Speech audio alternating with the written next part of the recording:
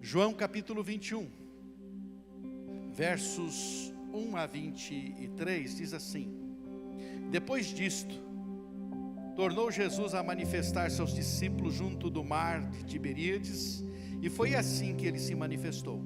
Estavam juntos Simão, Pedro, Tomé, chamado Dídimo, Natanael, que era de Caná da Galileia, os filhos de Zebedeu e mais 2 de seus discípulos. Disse-lhe Simão Pedro: Vou pescar. Disseram-lhe os outros: Também nós vamos contigo. Saíram e entraram no barco, e naquela noite nada apanharam. Mas ao clarear da madrugada estava Jesus na praia. Todavia os discípulos não reconheceram que era ele. Perguntou-lhe Jesus: Filhos, tende aí alguma coisa de comer? Responderam-lhe: Não. Então lhes disse: Lançai a rede à direita do barco e achareis. Assim fizeram, e já não podiam puxar a rede, tão grande era a quantidade de peixe.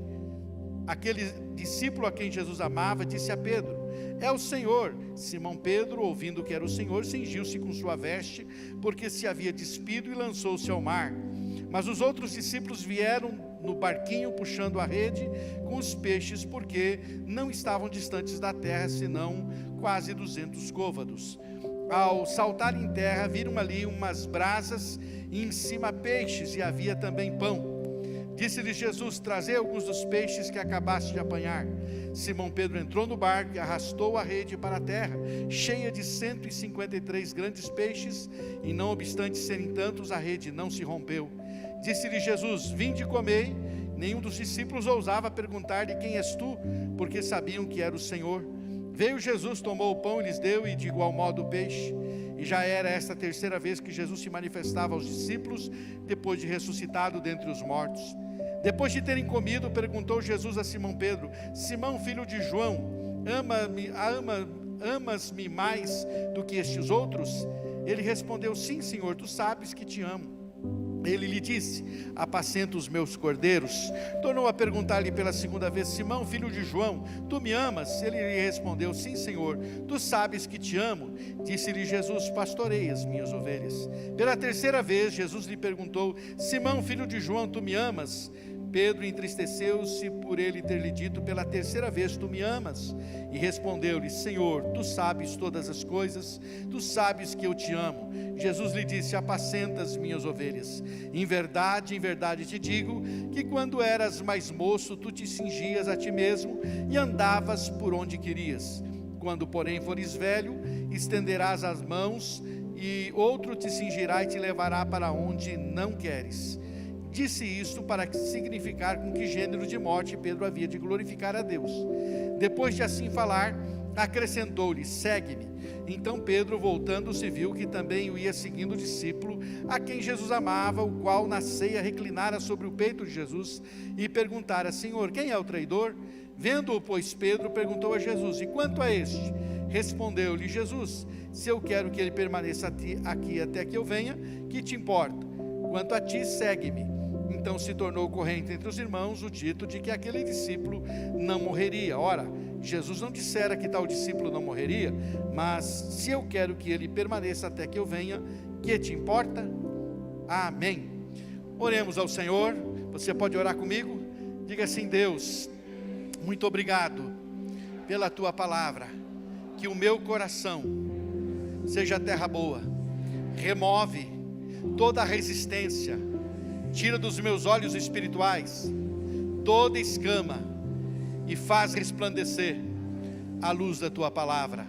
Transforma-me para a glória de Jesus. Amém. Obrigado, irmãos, podem sentar.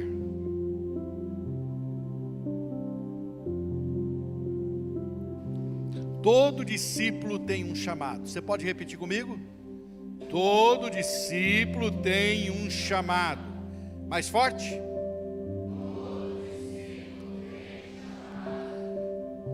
Todos os discípulos de Jesus, queridos, foram chamados para uma vida de fé e de proclamação do Evangelho. Todos. Se você é um discípulo de Jesus, você foi chamado para uma vida de fé e para uma vida de proclamação do Evangelho. Quando eu olho para esse texto, eu aprendo que não importa quantos fracassos já tenhamos experimentado, Jesus não desiste de nós. É Ele quem nos busca. É Ele quem nos busca. Ele não desiste de nós. Por essa razão, não há como fugir do que Deus tem para nós. Se o fizermos, o custo é muito alto. Jonas que o diga. Você pode fazer do jeito que você quiser, mas fora do que Deus planejou para a sua vida, o fracasso será certo. Vou repetir, para você guardar isso no seu coração. Você pode fazer do jeito que você quiser, mas fora do que Deus planejou para a sua vida, o fracasso será certo. Pedro voltou à velha profissão, mas não arrumou nada. Mas eu nem digo de fracasso aos olhos humanos. Às vezes, humanamente, você pode ser bem sucedido. Humanamente as coisas podem estar funcionando, mas aos olhos de Deus é um fracasso. Quando isso, pastor? Quando você não está onde Deus quer que você esteja, quando você não está no centro da vontade de Deus. Você pode humanamente ter até sucesso, mas é um fracasso aos olhos de Deus. Quer um exemplo de como Deus vê diferente do homem? Eu cito um exemplo só: a cruz. A cruz para os homens foi um fracasso, pois Jesus ter morrido parecia ser o fim de tudo o que se esperava de um Messias. Porém, aos olhos de Deus, a cruz foi o êxito. Se você perguntar para as pessoas do mundo, para as pessoas aí de fora que não conhecem o Evangelho, o que acham da cruz, vão dizer assim: tadinho de Jesus, né? Aquele povo judeu, aqueles romanos foram tão perversos, porque eles acham que Jesus morreu como um mártir, apenas isso, e não conseguem entender: poxa, ele era bom, ele nem pôde fazer o que ele queria, não é verdade? Ele queria revolucionar o mundo de uma forma diferente, porque aos olhos humanos a cruz é fracasso, mas aos olhos de Deus a cruz foi o êxito, o sucesso da missão cumprida, a vitória sobre o pecado, a vitória sobre a morte, a vitória sobre o inferno. Tudo isso foi a cruz. Por isso, aos olhos humanos tem certos tipos de sucesso que é fracasso, e aos olhos de Deus tem alguns tipos de fracasso que na verdade não são fracasso, são na verdade grandes vitórias do ponto de vista divino. Nesse texto há alguns fatos desse chamado que nós precisamos compreender. Por isso precisamos entender o nosso chamado e viver esse chamado como cristãos, como discípulos de Jesus. O texto que nós temos diante de nós, tão conhecido de todos nós, eu mesmo já tenho pregado em tantas ocasiões, e por isso eu amo tanto a Bíblia, porque ela sempre fala comigo de uma forma especial. Nessa noite eu quero compartilhar com você sobre fatos que todos os discípulos precisam saber. Fatos que todos os discípulos precisam saber, que nós precisamos saber, todos os discípulos precisam saber, cada discípulo precisa saber. Se você é discípulo de Jesus, você tem que ter consciência plena desses fatos. O primeiro deles é: o chamado é marcado por milagres. Você precisa entender e compreender esse fato tão importante. Se não houve um milagre na sua vida, não houve um chamado. O que é isso, pastor, que você está falando? Estou falando que o chamado é marcado por milagres. Isso é um fato. O chamado de Pedro foi marcado por duas pescas maravilhosas. Quando Jesus disse que a missão de Pedro seria pescar homens, houve uma pesca maravilhosa e Pedro ficou espantado e diz para Jesus: retira-te de mim, porque sou pecador. E Jesus o chama para ser um pescador de homens. E depois, uma segunda pesca maravilhosa, quando Pedro pensou que o seu fracasso havia terminado com o seu chamado. E aí mais um milagre acontece, uma pesca maravilhosa, né? E o chamado de Pedro tem a ver com pesca maravilhosa, duas pescas maravilhosas, mostrando, reforçando o seu chamado. E o apóstolo experimentou aqui esse outro milagre. O apóstolo Pedro experimentou o milagre da salvação e o milagre da restauração. Todo discípulo de Jesus é marcado, o seu chamado é marcado por milagres. Os milagres são marcas do chamado de cada discípulo. Cada um de nós experimentou um tipo de transformação. E se não experimentou um tipo de transformação, então ainda não é discípulo de Jesus e ainda não experimentou a salvação também. Os milagres são marcas de cada discípulo de Jesus. Cada um de nós experimentou algum tipo de transformação. Alguns religiosos como Nicodemos. Muitos de nós chegamos a Jesus como religiosos, cheio de religiosidade, pensando saber das coisas, mas precisou experimentar uma transformação. Nicodemos foi impactado pelas verdades do Evangelho de forma progressiva e transformadora. Falamos recentemente sobre isso aqui, mostrando o progresso dele e como ele foi sendo transformado de forma paulatina e progressiva também. Mas ele experimentou essa transformação. Ao final, nós encontramos aquele homem sendo um discípulo de Jesus. Outros, bem-sucedidos financeiramente, mas sem paz no coração, como Zaqueu, que foi impactado com a presença de Jesus na sua casa. E que transformação ele experimentou, a ponto de Jesus dizer: hoje entrou a salvação nesta casa.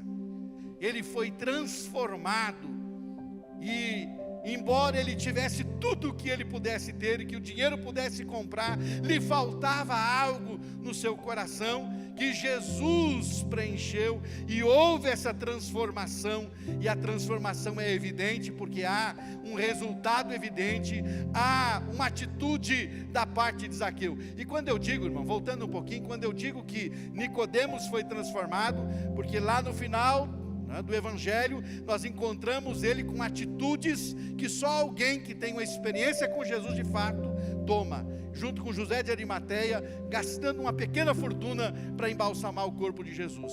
Já Zaqueu imediatamente decide dar a metade do que tem aos pobres. Isso é evidência clara de transformação. Há também aqueles que são definitivamente descartados pela sociedade, como o endemoniado gadareno, que experimentou o milagre da libertação na sua vida, poderosamente foi liberto. E como sabemos que houve transformação? Ele imediatamente quis seguir a Cristo, ele imediatamente assumiu um compromisso com Jesus. Há também aqueles que são duros e inflexíveis em suas supostas verdades, como Saulo de Tarso. Mas a luz que brilhou no caminho de Damasco mudou o rumo da sua vida e mudou a sua história, produzindo uma grande transformação na vida de Saulo de Tarso. Transformação essa que fez dele o grande apóstolo Paulo. Transformação essa que, se não tivesse acontecido, nós não teríamos metade do Novo Testamento, porque metade do Novo Testamento foi escrito pelo apóstolo Paulo. Cada um de nós se identifica com algum desses personagens ou com algum outro, mas todos experimentaram o milagre da transformação, e não existe milagre maior do que a salvação, do que a transformação da vida. Não existe, meu irmão. Se você está esperando um milagre diferente para que você assuma um compromisso com Jesus, eu quero dizer para você que não existe milagre maior do que o milagre da salvação e da transformação. Diga para o seu irmão que está ao seu lado: não existe milagre maior do que o milagre da salvação, a transformação. Por isso, quando a gente ouve um testemunho de transformação, é muito maior do que a cura de um câncer, do que a ressurreição de um morto, porque transformar alguém é de fato um milagre que só o poder de Jesus e da palavra podem fazer. Nada mais pode fazer. Ninguém consegue transformar o ser humano, gente. Ninguém. As pessoas tentam através da filosofia, da psicologia, da psiquiatria, e ninguém consegue transformar um caráter deformado. Só Jesus tem poder de fazer isso. Por isso só a salvação, a transformação da vida é o maior de todos os milagres. Alguns são evidentes, como o da Darla, que contou aqui quinta-feira um pouquinho da sua transformação. Outros são mais discretos, mas experimentaram também. Agora todo discípulo de Jesus, o seu chamado é marcado por milagres. O chamado de Pedro foi marcado por milagres, e o chamado de cada um de nós, que fomos chamados para ser discípulos, teve que experimentar o milagre da transformação da vida, da salvação. E se você ainda não experimentou, então você não é discípulo de Jesus. E se não é discípulo de Jesus, então você não é chamado de fato. Mas se você é discípulo de Jesus, você experimentou uma transformação na sua vida. Amém? Olha para trás e pergunta para o seu irmão se ele já experimentou essa transformação.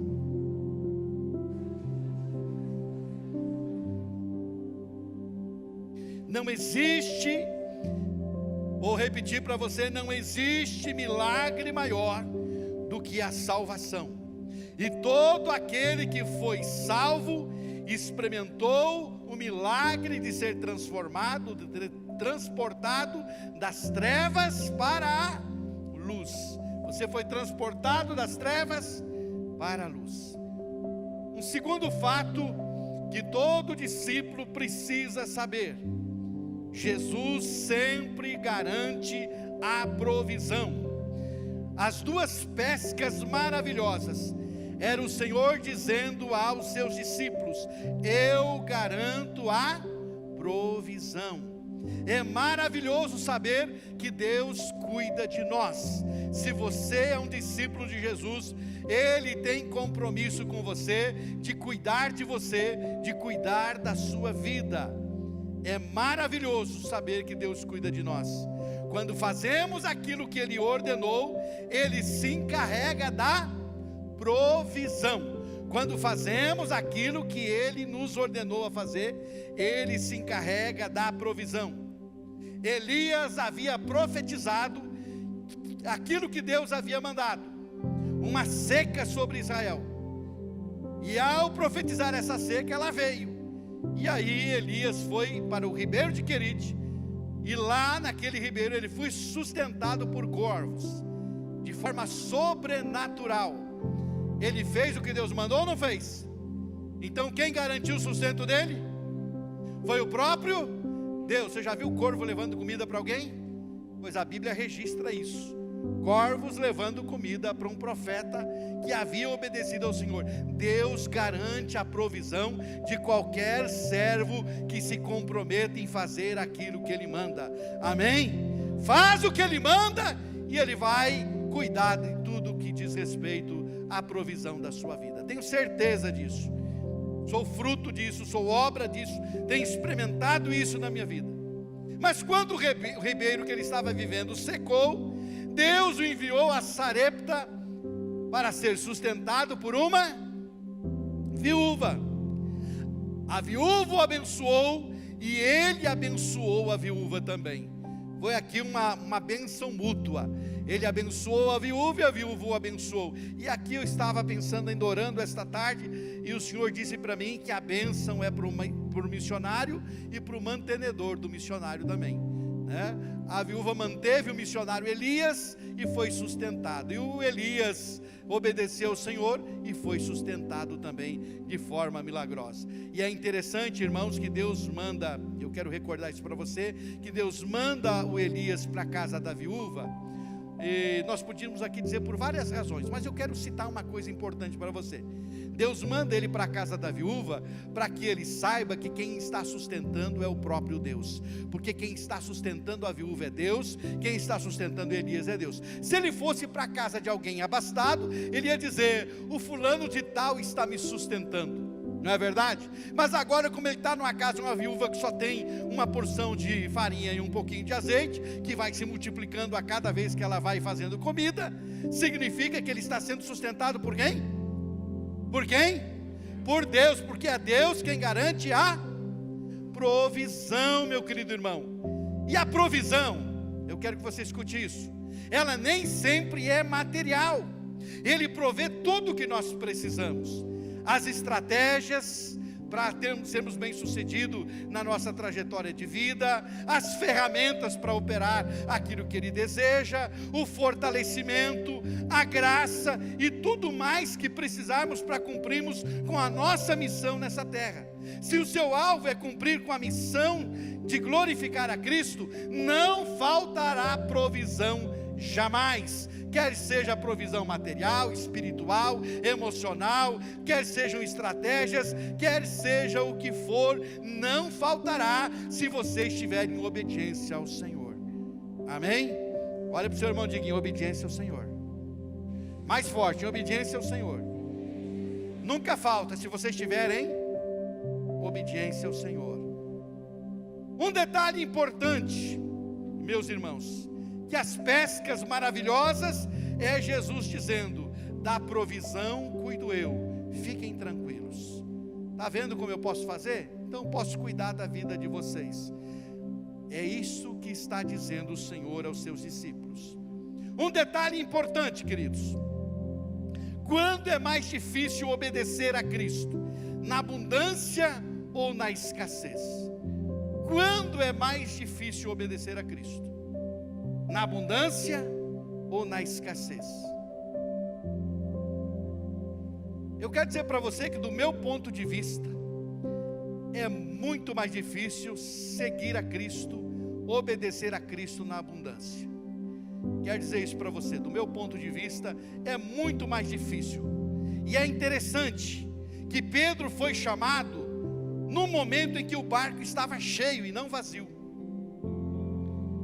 É mais difícil deixar tudo no momento do sucesso do que quando não há nada que nos prende. Porque quando você não tem nada, não tem nada. Então Deus diz: vai, bom, não tem nada a perder mesmo, então vou. Mas agora quando você está com o barco cheio, o barco está cheio, mas agora que o barco está cheio, eu tenho que largar tudo para ir. É exatamente aí que nós precisamos aprender, né? Muito mais difícil deixar quando está tudo bem, quando o barco está cheio, quando a provisão abundante, é muito mais difícil. Mas é preciso aprender isso, né? E Deus está ensinando para os seus discípulos que eles não tinham nada, mas Ele deu, e agora eles deveriam deixar quando o barco estava cheio, quando havia provisão abundante. Amém? Então, esse fato é muito importante, o fato de que Jesus garante a provisão para cada discípulo que está em obediência à sua vontade. Amém? Compreendemos isso? Um terceiro fato que precisamos compreender, que temos que ter consciência dele, é que o discípulo não governa a sua própria vida. Você, meu irmão, não governa a sua vida. Não governa. Se você é discípulo de Jesus, você não se governa mais. Não se governa mais. E aí, meu irmão, você está se governando ou não? Jesus deixa claro para Pedro no versículo 18, que agora não seria mais ele que dirigiria a sua própria vida. Ele seria conduzido. Vão te tomar e vão te levar para onde quiser. O chamado pressupõe renúncia. O chamado pressupõe submissão à vontade do Senhor. O apóstolo Paulo diz a Timóteo que nenhum soldado em serviço se envolve em negócio dessa vida, porque o seu objetivo é satisfazer aquele que o arregimentou. 2 Timóteo 2,4. Se você se envolver e você quiser governar, dirigir a própria vida, não vai dar certo. Você não vai agradar aquele que te arregimentou. Então, é importante entender isso. Segundo os comentaristas bíblicos, quando Jesus diz que Pedro estenderá as mãos, está indicando o tipo de morte que Pedro morreria crucificado. Mas o fato é que Jesus estava dizendo claramente: Pedro, a partir de agora, você não se dirige mais, você não se governa mais. Até então Pedro ainda tinha rompantes de querer dirigir a própria vida, mas a partir daí Jesus está dizendo: a partir de agora não. Note que depois da ressurreição, Pedro já havia encontrado Jesus, já era, diz o texto aqui, no versículo de número 1, tornou Jesus a manifestar seu discípulo, e já era agora a terceira vez, diz o verso 14, que ele estava se apresentando. Era a terceira vez que ele via Jesus. Ele já tinha visto 2 vezes, mas ele ainda estava fazendo as coisas segundo ele pensava que deveria fazer. De repente ele diz: vou pescar, vou voltar para a minha velha profissão, e ele decide fazer. Mas Jesus vai lá onde ele está, onde ele voltou, e lá ele tem um tete-a-tete e diz: olha, Pedro, eu vou dizer para você que a partir de agora você não se governa mais. Quem dirige a sua vida não é mais você. Se você é discípulo de Jesus, olha aqui para mim, por favor. Se você é discípulo de Jesus e ainda está dirigindo a sua própria vida, então eu sinto muito em lhe dizer que você não é discípulo de Jesus. Porque o discípulo de Jesus entende que precisa ser dirigido pelo seu mestre, que quem o dirige é o Senhor Jesus. Compreendeu isso? Mexe um pouquinho com seu irmão e pergunta para ele: quem é que está dirigindo a sua vida? Você mesmo? Ou Jesus está dirigindo? Preste atenção. Recentemente, gosto muito de ler os artigos também do pastor Ronaldo Lidório, e recentemente ele disse o seguinte numa das suas pregações, muito interessante. Ele disse o seguinte: a primeira missão da igreja não é pregar o evangelho. Ouviu? A primeira missão da igreja não é pregar o evangelho. A primeira missão da igreja não é ajudar o necessitado. Não é ajudar o necessitado. A primeira missão da igreja não é adoração. Não é a adoração. A primeira missão da igreja é morrer. A primeira missão da igreja é morrer. A igreja é chamada para morrer. Porque somente morrendo e vivendo em Cristo nós poderemos fazer parte desta missão de Deus, que comunica o Evangelho de Deus, no mundo de Deus, por meio da igreja de Deus, para o povo de Deus, e ao fim para a glória do próprio Deus. Então a primeira missão da igreja de fato é morrer, porque se ela não morrer, ela não poderá cumprir a missão de Deus. Ela morre para poder viver para Deus e desta forma cumprir a missão que é de Deus. Amém? Então por isso o discípulo não governa mais a sua própria vida. Nosso chamado é para morrermos para nós mesmos e vivermos para Cristo. Só assim entramos na missão de Deus, vivendo em Deus. Saiba, meu querido, que o discípulo não se governa. E se você está governando a sua própria vida, algo está errado. Somos dirigidos pelo Senhor na nossa vida? Espero que sim. Mas é fato de que o discípulo não se governa mais. E ainda, um quarto fato que quero deixar para você esta noite sobre o chamado discipulado e sobre o discípulo de Jesus ter consciência dessa verdade, é que precisamos ter consciência de que Jesus trata de cada discípulo individualmente. Versos 20 a 22, nós temos isso bem claro diante de nós. Então por isso nessa noite eu digo para você: pare de olhar para os outros, pare de esperar pelos outros. Por que aquele não faz? Por que aquele está fazendo assim o assado? Nessa noite Deus está dizendo para mim e para você: pare de olhar para os outros. O apóstolo Pedro quis saber a respeito de João. E este? Por que este não? Jesus deixou claro que tem um trato e um acerto individual com cada um. Pedro teria um ministério profícuo entre os judeus e terminaria os seus dias martirizado. João foi o único apóstolo que provavelmente morreu de velhice, com mais de 90 anos de idade. Isso não significa que ele não tenha sofrido. O Apocalipse foi escrito por ele quando ele estava na ilha de Pátimo, lá no mar Egeu, uma ilha de cerca de 45 quilômetros quadrados. Lá estava ele velhinho, exilado naquela ilha. Então, meu querido irmão, trate de ouvir o que o Senhor tem para a sua vida. Jesus tem algo específico para cada discípulo. Por isso não devemos servir ou deixar de servir olhando para o outro. eu vou fazer por causa desse, eu não vou fazer por causa desse.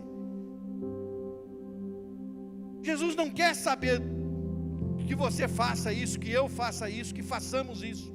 Ele quer que você entenda que Ele tem algo específico para cada um de nós. Pedro, o negócio com você, Pedro, é um, o negócio com o João é outro. Com você eu vou fazer assim, com o João eu vou fazer assado. É diferente isso. Então Jesus tem algo específico para cada um. Então trate de ouvir o que o Senhor tem para você. Trate de se comprometer com o chamado que Ele tem para a sua vida. Nunca esqueça que Jesus trata cada um individualmente. Ele jamais aceitará suas desculpas para não ser e para não fazer por causa dos outros. O negócio de Jesus é com você. Diga para o seu irmão que está atrás de você: o negócio de Jesus é com você. É com você, individualmente. E veja só, cada um dos apóstolos de Jesus morreu de uma forma diferente. Depois da crucificação de Jesus, Mateus foi esquartejado com facas, segundo a tradição. Tiago, filho de Zebedeu, decapitado. Paulo decapitado. Morreram cada um desses discípulos de Jesus, cada apóstolo. E Deus e Jesus têm um trato especial para cada um. E cada um cumpriu com a sua missão de forma diferente. Cada um cumpriu com a sua missão de proclamação em lugares diferentes. E cada um deles teve o seu particular com Jesus. Jesus trata de cada discípulo individualmente. Ele jamais aceitará suas desculpas para não ser e para não fazer por causa dos outros. Ele vai dizer: mas o que tem a ver o outro? É você. É você que eu estou chamando para essa missão. É com você que eu estou tratando para essa missão. E o outro eu vou tratar dele da minha forma também. É assim que Jesus faz. Então, tenha na sua mente esse fato: Jesus trata de cada discípulo individualmente. Amém? Compreendeu isso? Amém? Compreendemos? Compreendemos? Então devemos ficar olhando para os outros? Por quê? Porque o seu negócio é com quem? Com Deus. O que Ele tem para você é para quem? É para o seu vizinho? O que Ele tem para você é para quem? É para você mesmo, é para você, não é para outro. Amém? Compreendemos isso? Então, meu querido irmão, concluindo, eu quero dizer para você que todo discípulo tem um chamado. Todo discípulo tem um chamado. E todo discípulo precisa ter consciência desses fatos. Quais são os fatos, pastor? Que o chamado é marcado por milagres. E o maior milagre que marca o chamado é a transformação da vida. O maior milagre que marca o chamado é a transformação da vida. Jesus sempre garante a provisão. É um outro fato que tem que estar no seu coração. Seja a provisão para que você execute seu chamado aqui ou em outro lugar. Seja a provisão de graça e poder para cumprir a vocação. É dele que vem a provisão e não da força do seu braço. É dele que vem o que você precisa. É também importante o discípulo ter consciência do outro fato: que não governa mais a sua própria vida, não vai mais aonde quer, não é dono do seu próprio nariz, mas tem um Senhor que o governa e que o dirige também. E se as coisas não estão indo bem na sua vida, significa que não é Ele que está dirigindo a sua vida. Pode até ficar difícil se Ele estiver dirigindo, mas você vai saber que Ele está com você, que a provisão vem dEle. Ele pode até te mandar para a casa de uma viúva bem pobrezinha, para você experimentar uma provisão sobrenatural, mas você vai saber que é Ele que está com você, e é Ele que está dirigindo a sua vida. Então preste atenção nisso. É importante também ter consciência do fato de que Jesus trata cada discípulo individualmente. Então não se preocupe com o outro, se ele faz ou se deixa de fazer.